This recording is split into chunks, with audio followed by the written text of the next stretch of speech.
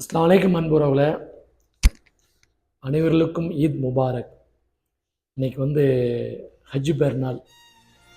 அதாவது பார்த்திங்கன்னா, இன்றைக்கி இந்த ஈத் முபாரக் கூட இது நின்றக்கூடாது. ஏன்னா வாழ்க்கையில் எத்தனையோ விஷயங்கள் நடந்துக்கிட்டு இருக்கு. இதை அப்படியே ஒதுக்கி வச்சுட்டு பார்த்திங்கன்னா, குவைத்தில் கிட்டத்தட்ட நமது சகோதரர்கள் 50க்கும் மேற்பட்டவர்கள் மரணித்து விட்டார்கள். அவர்களுக்காக நம்ம பிரார்த்திப்போம்.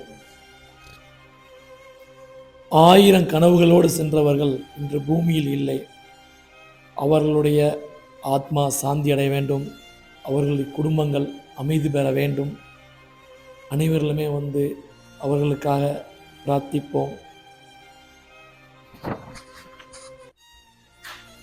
அது மட்டும் இல்லாமல் நம் கண் முன்னே சின்னஞ்சிறு குழந்தைகள் மரணித்துக் கொண்டிருக்கிறார்கள்.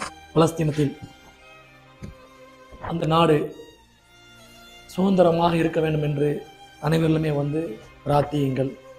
Free Palestine.